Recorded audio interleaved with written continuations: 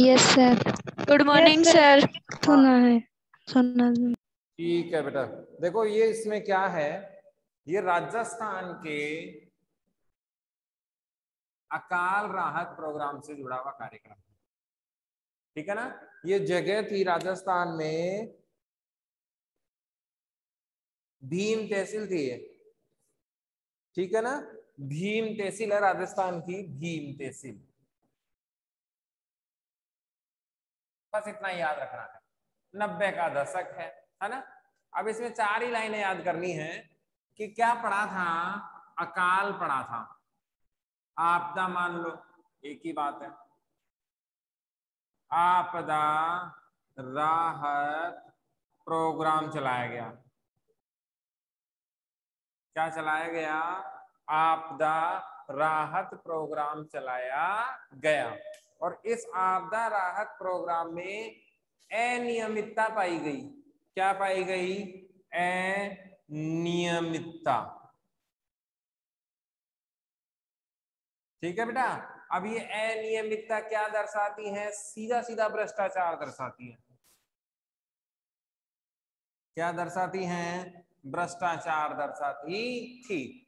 तो इस अनियमितता को लेकर कि आप ट्रांसपेरेंट सिस्टम लाएं, पारदर्शी सिस्टम लाएं, इस पारदर्शी सिस्टम को लाने के लिए आंदोलन हुआ, और यही आंदोलन क्या कहलाता है, सूचना का अधिकार आंदोलन कहलाता है। किसने किया था, MKSS, ठीक है ना। किसने किया था, MKSS, मजदूर किसान शक्ति संगठन। किसने किया, मजदूर किसान शक्ति संगठनों ने किया। बताओ क्या दिक्कत है इसमें, क्लियर। देखो हम क्या पढ़ रहे हैं, सूचना का अधिकार, इसको कहते हैं right to information, right to information, right to education भी पढ़ा था ना, RTE। Yes sir. कब आया, 2005 में आया था। 2009। लागू कब हुआ, 1 अप्रैल 2010 को लागू हुआ था। और ये क्या है, RTE कब लागू हुआ, 2010, और आई कब हुआ, 2005। 2005। ठीक है ना। बस इतना सा अंतर ध्यान रखना अपने को। याद क्या क्या करने, एक तो MKSS याद रखना अपने को, क्या याद रखना है, MKSS, इसका पूरा नाम क्या है, मजदूर किसान शक्ति संगठन। किससे जुड़ा हुआ था ये, अनियमितताओं को रोकने के लिए, भ्रष्टाचार को रोकने के लिए, ऐसे प्रोग्रामों से जुड़ा हुआ था। इसको लेकर कानून कब बना, 2002 में बना, जो लागू कब हुआ, 2004 में। लेकिन ये कानून कैसा था, कमजोर। 2002 में बना, ये कैसा कानून था, कमजोर। फिर पारित कब हुआ, 2004 में दूसरा, इसे क्या कर दिया गया था, निरस्त। 2002 वाले कानून को क्या कर दिया, निरस्त, कमजोर था। पारित कब हुआ, नया कानून 2004, और 2005 में फिर क्या हो गया, लागू हो गया। खत्म कहानी, बताओ इसमें क्या दिक्कत है, ठीक है ना। बस इतनी सी बात है। अब देखो इसमें सवाल क्या क्या आएंगे, सूचना का अधिकार का बैकग्राउंड कौन से राज्य से जुड़ा हुआ है, बताओ भाई, राजस्थान। पंचायती राज की स्थापना का दूसरे नंबर का राज्य कौन सा है, पंचायती राज की स्थापना में दूसरे नंबर का राज्य, पहले का कौन है, राजस्थान, और दूसरा आंध्र प्रदेश, ठीक है ना। दोनों याद रख लेना, ज्यादा बढ़िया है। अब इसमें देखो सूचना के अधिकार का पूरा नाम क्या है, सॉरी शॉर्ट नेम क्या है, RTI, राइट टू इंफॉर्मेशन, ठीक है। तहसील कौन सी थी, भीम तहसील। किससे संबंधित था, अकाल राहत या आपदा राहत का जो कार्यक्रम चलाए गए थे, उनमें जो सैलरी दी गई थी, क्या दिया गया था, वेतन। उसमें क्या थी, गड़बड़ी थी, क्या थी, गड़बड़ी थी, देसी भाषा में गड़बड़ी बोलते हैं, परदेसी भाषा में वित्तीय अनियमितताएं। क्या थी? वित्तीय अनियमितताएं। इसका मतलब खा गए पैसे, है ना, भ्रष्टाचार हुआ। इसको लेकर क्या किया गया था? आंदोलन किया गया था। और आंदोलन का नाम क्या निकला? सूचना का अधिकार। कहा गया ट्रांसपेरेंसी लाई जानी चाहिए। आंदोलन कौन सा था? संगठन कौन सा था? मजदूर किसान शक्ति संगठन। कौन सा था? मजदूर किसान शक्ति संगठन। किससे संबंधित था? सूचना के अधिकार से। चलो मैं जिससे पूछूं वही बताना।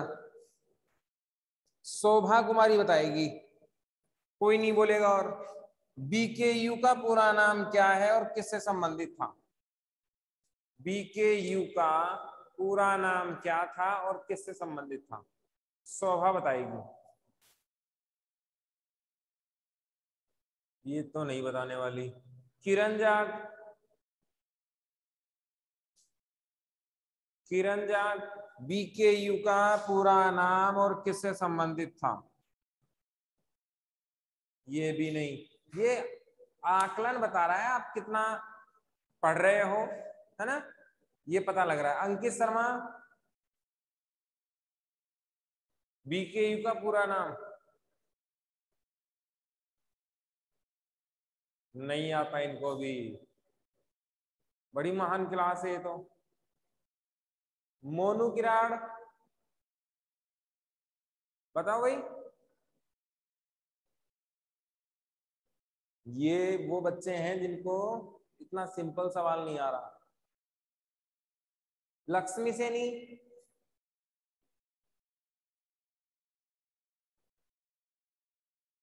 अदिति जांगीड़, ये तो बता ही देगी। बीकेयू का पूरा नाम भारतीय किसान आंदोलन संघ का किसान यूनियन संघ। हाँ। अब बेटा ये है ना, थोड़ा सा ध्यान देने वाली बातें हैं कि इस क्लास का लेने का मतलब क्या है।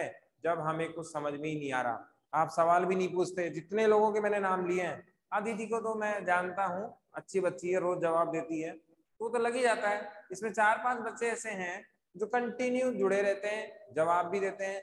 बाकी सब मेरे को ऐसा लगता है सो रहे होते हैं, क्योंकि उनको क्लास से कोई मतलब नहीं है। तो फिर चलने वाला काम नहीं बेटा, ऐसे पास ही नहीं हो पाओगे। और कोरोना जिंदाबाद नहीं चलेगा, ये ध्यान रखना, है ना। कोरोना तो जा चुका है लगभग, सावधानी बरतनी है हमें अभी भी।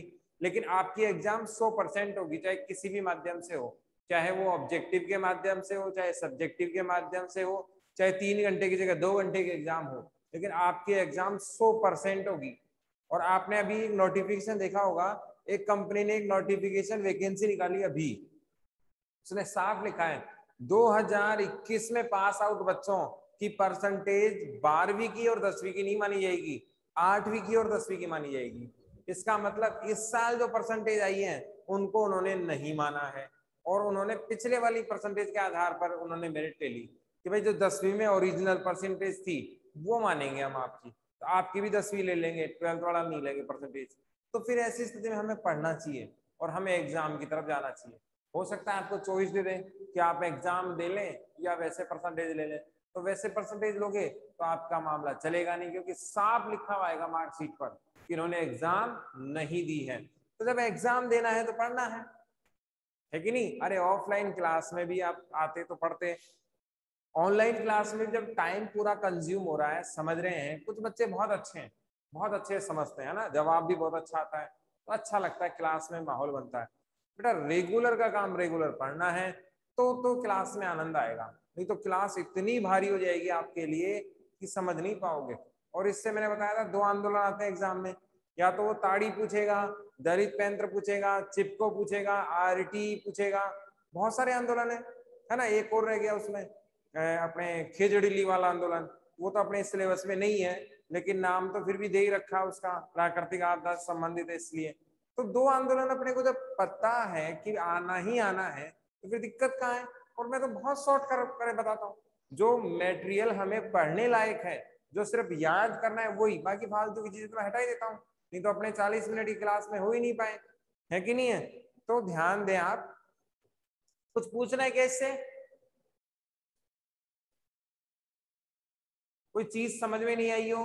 निकिता, अदिति, राहुल, बताओ बेटा। दीक्षा, RT। बैठ गया आ गया मामला? समझ में सर। अब यस एक यस सर। सर। इसकी कहानी सुन लो देसी भाषा में, फिर कभी नहीं भूलोगे, ठीक है ना? देखो क्या हुआ, ये भीम तहसील में क्या हुआ, सरपंच वगैरह जो लोग थे ना वहां के, आपने देखा होगा पंचायत समिति, पंचायत समिति पीले अक्षर में योजनाओं और काम करने वालों को नाम लिखे होते हैं। गांव में गए ना तो पंचायत समिति का भवन होता है, उसमें पीला कलर होता है और उस पर नाम लिखे होते हैं, फलाना सिंह, ये ना डिमका सिंह ये काम करते हैं, ये योजना, इतने मजदूर हैं। तो सरकार की योजनाओं के तहत सरकार डायरेक्ट पैसा ना देकर उनको काम दे रही थी कि भैया ये काम वाम कर लो और तुम्हें पैसा मिल जाएगा, इससे जो तुम्हारी आमदनी है वो भी बढ़ जाएगी और तुम्हारी आजीविका का साधन भी हो जाएगा। लेकिन इन्होंने क्या किया कि जो वास्तव में काम करने वाले थे उनकी जो संख्या रखी कम, और जो फेक लोग थे है ना, उनके नाम लिख दिए, ये भी काम कर रहा था वो भी काम कर रहा था, और उसका पैसा इन्होंने उठा लिया। समझ रहे हो? काम तो 10 लोगों ने किया और पैसा उठा लिया 50 लोगों का। समझ में आई बात? और वो पैसा खा पी गए सारे के सारे। अब वहां की जो जागरूक जनता थी उन्होंने कहा भाई ये पैसा सरकार का, हमारे टैक्स का है। तो जो वास्तव में जो लोग थे जो रह गए काम करने से, उनको जोड़ते आप लोग, है ना? उनको तो आपने जोड़ा नहीं और ये फेक लोगों को जोड़कर अपनी जेब में ले लिया। तो ये आंदोलन तीव्र गति से बढ़ता गया बढ़ता गया बढ़ता गया और फिर राष्ट्रीय स्तर पर आ गया। तो फिर इसकी मांगे फिर जायज लगी और फिर ये इनको मानना ही पड़ा। इससे जुड़ा हुआ कानून 2002 में बना, लेकिन ये कानून क्या था, कमजोर, इसलिए इसको हटा दिया गया। फिर कब आया? 2004 में। पारित हुआ, लागू कब हुआ? 2005 में। अपने को याद क्या रखना है? एक तो ये याद रखना है, आया हुआ एक बार MKSS का पूरा नाम, या RT से जुड़ा हुआ संगठन कौन सा है? तो मजदूर किसान शक्ति संगठन। बताओ इसमें क्या दिक्कत है? एक बार ये पूछा था बस। RT का फुल फॉर्म बताओ, तो राइट टू इंफॉर्मेशन है। तीसरी क्लास का बच्चा भी 3 बार बता दे। बताओ, कुछ नहीं पूछा बाकी, है ना? अगर पूरी डिटेल पूछेगा तो पूरी डिटेल याद होगी। अब इसमें 3 मोटी मोटी बातें आई।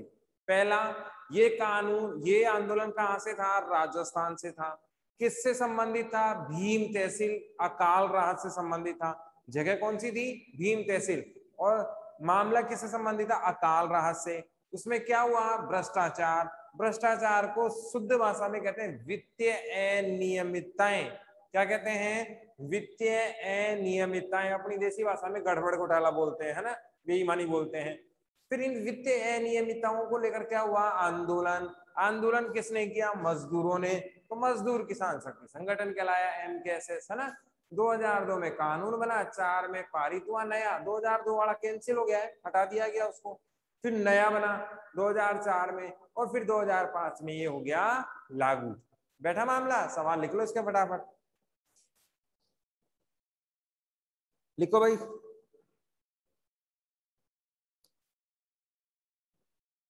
RT सूचना के अधिकार, RTI का पूरा नाम लिखें। RTI का पूरा नाम लिखें।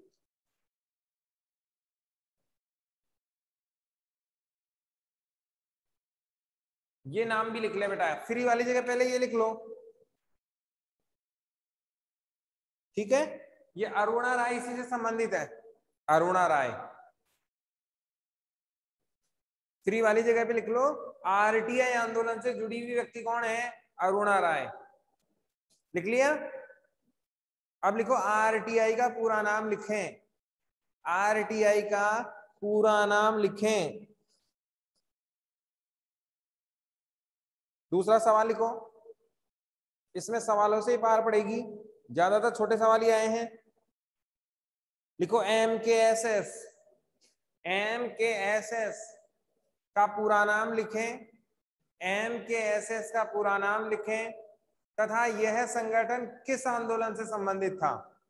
तथा यह संगठन किस आंदोलन से संबंधित था? तो कौन से था?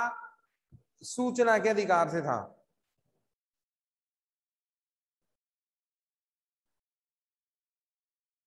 ठीक है, आगे लिखो। RTI आंदोलन की शुरुआत कब और कहां हुई? आरटीआई आंदोलन की शुरुआत कब और कहां से हुई? 90 के दशक में। जगह भीम तहसील, भीम तहसील। कब और कहां से हुई?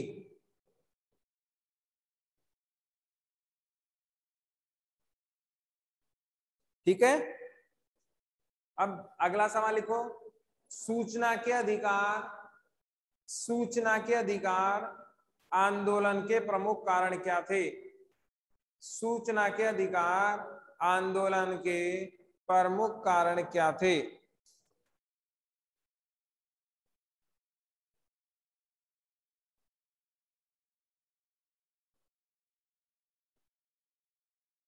ठीक है, एक लाइन इसमें रह गई। देखो, इस आंदोलन से सरकार को पंचायती राज अधिनियम में संशोधन करना पड़ा था। पंचायती राज अधिनियम में कौन सा है भाई, बताओ? पढ़ा है हमने 11वीं क्लास में। पंचायती राज अधिनियम क्या है ये? किसी को आइडिया नहीं? निकिता, अदिति, दीक्षा, नहीं?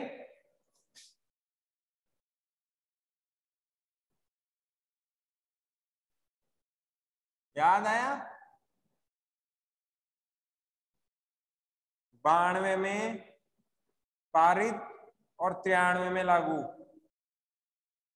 आया क्या याद? Yes sir. इसमें क्या कर दिया? संशोधन कर दिया और कहा गया कि कोई भी व्यक्ति अगर कोई सूचना चाहता है तो वो ले सकता है। ये इसी अधिनियम में क्या कर दिया गया था, बाद में संशोधन किया गया था। ठीक है, लिखो इसमें। आरटीआई आंदोलन के दबाव में आकर, या लिखो एमकेएसएस के दबाव में आकर सरकार ने किस अधिनियम में संशोधन किया?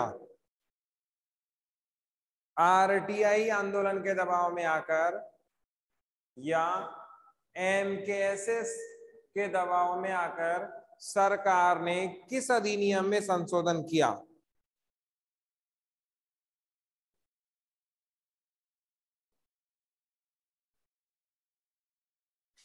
ठीक है बेटा, अगला लिखो। सूचना की स्वतंत्रता,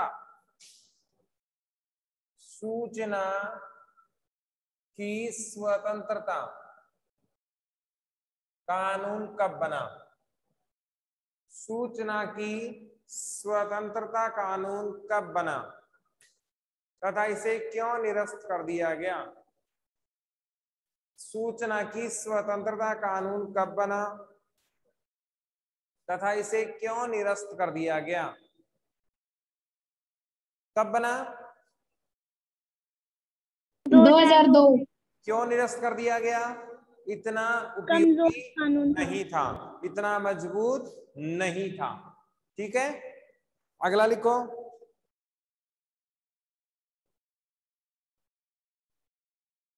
आरटीआई विधेयक कब पारित हुआ? सॉरी, आरटीआई कब लागू हुआ? ऐसे कर लो, आरटीआई कब लागू हुआ? जून में तो ये लाया गया, सॉरी 2004 में लाया गया और जून 2005 में लागू हो गया। आरटीआई कब लागू हुआ? तो आंसर लिखो जून 2005, या जून नहीं भी रखोगे 2005 भी तो सफिशिएंट है।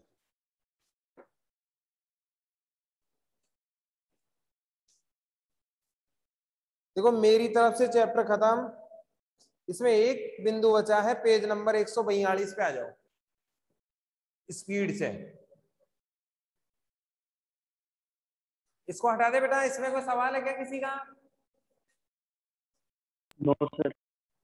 पेज नंबर 142 पे आ जाओ फटाफट। सवाल तो लिख लो। आंदोलन से क्या सबक सीखे? आंदोलनों से क्या सबक सीखे? आंदोलनों से क्या सबक सीखे?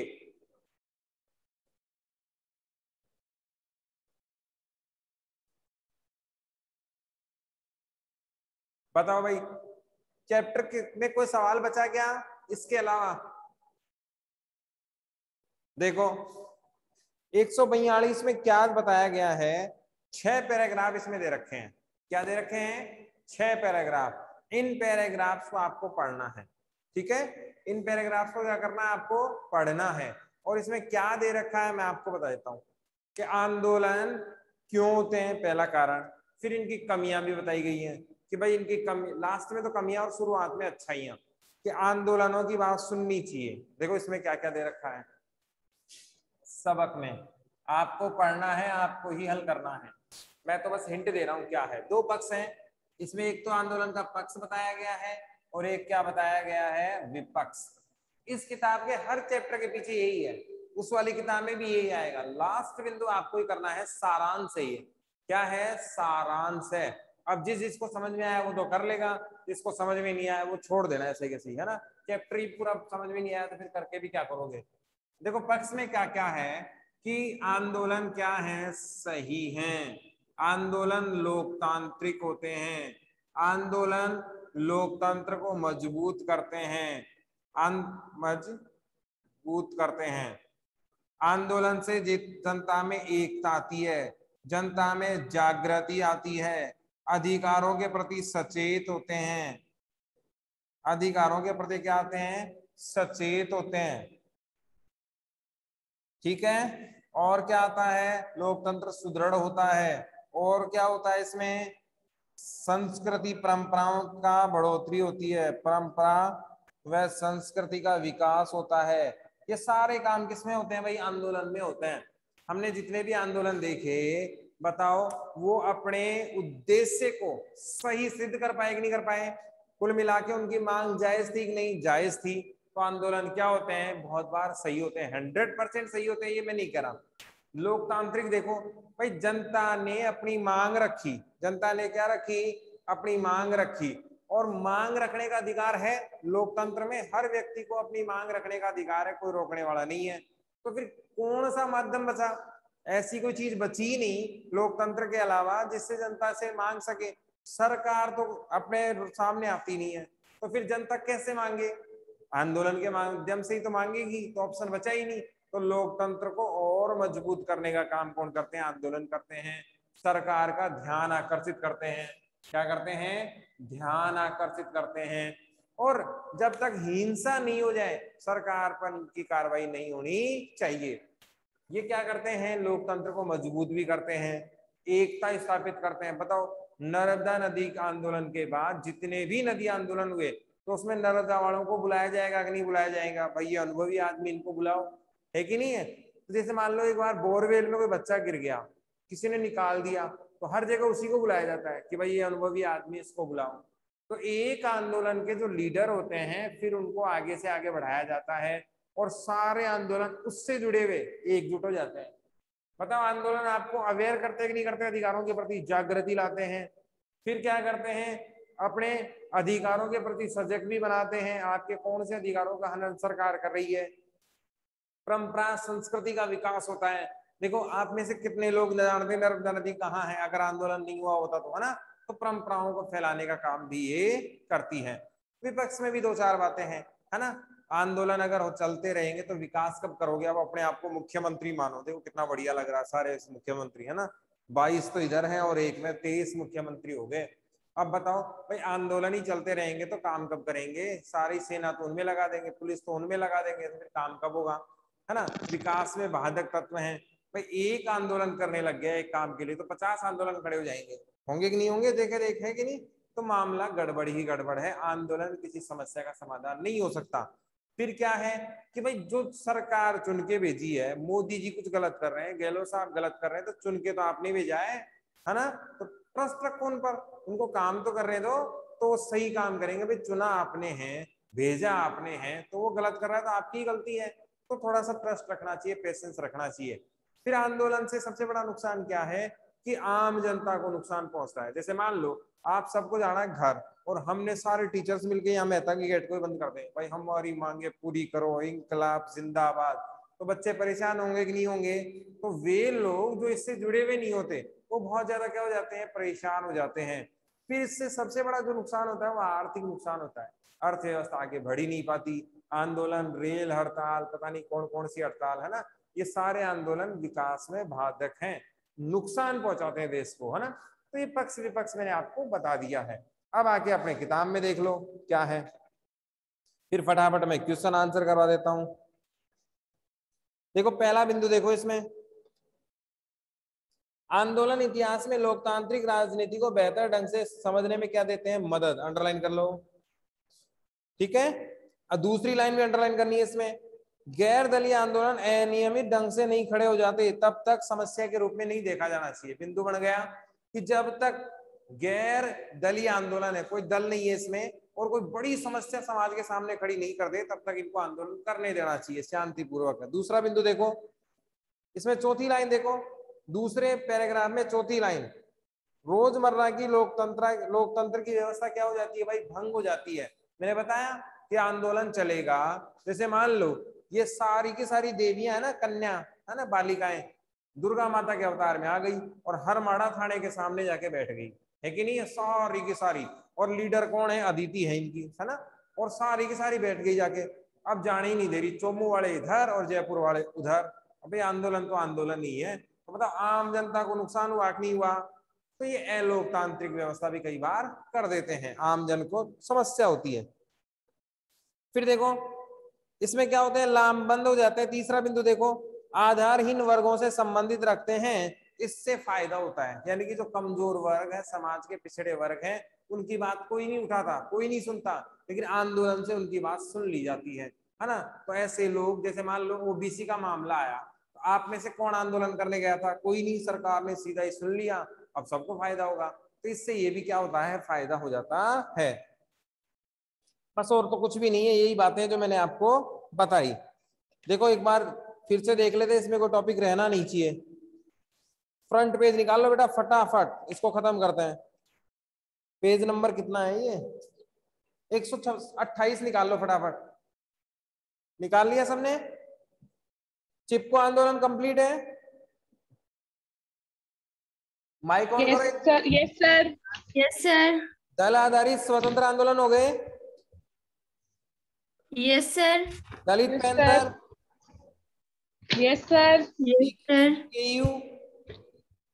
यस सर, अब देखो 135 पेज पे देखो, ये डब्बा बना हुआ है, बीकेयू कृषि में WTO से बाहर रख सके सरकार, बना हुआ है ना? यस सर, ये मैंने Yes, आपको sir. डिटेल से बता दिया है, आप पढ़ लेना इसको। मैंने बता दिया था क्यों विरोध कर रहे थे टिकेश साहब। फिर NFF, यस सर, मछली वाला हो गया। फिर ताड़ी, यस सर, ताड़ी विरोधी हो गया। यस सर, नर्मदा और RTI हो गया। और एक सबक वाला, ये देख लेना आप। बताओ यस सर, फटाफट, 1 मिनट बच रहा है, एक आधे सवाल देख लो। ये तो कर ही लिया था। आप देखो नवा, देखो दलित पैंथर में कौन से मुद्दे उठाए गए, सब पता है आपको, डिटेल से बता रखा है मैंने। क्या आंदोलन, 8वां देखो, क्या आंदोलन विरोध की कार्रवाई से देश का लोकतंत्र मजबूत होता है? अपने उत्तर की पृष्ठभूमि का उदाहरण देखो। एक लाइन देखना, याद रखनी है, कोई भी अपनी राय नहीं रखेगा, जो किताब में दे रखा है वही देना है। अपनी राय सिर्फ मेरे पास सुना देना जब भी इच्छा हो। एग्जाम में अपनी राय लिख के नहीं आनी है, किताब में जो दे रखा है वो लिख के आना है ना। अपनी राय अपने पास ही रखना। क्या आपको आंदोलन विरोध की कार्रवाई देश का लोकतंत्र मजबूत होता है? बिल्कुल होता है, इसमें तो कोई डाउट ही नहीं है। जागृति आती है, अधिकारों की मांग होती है, गरीब लोगों का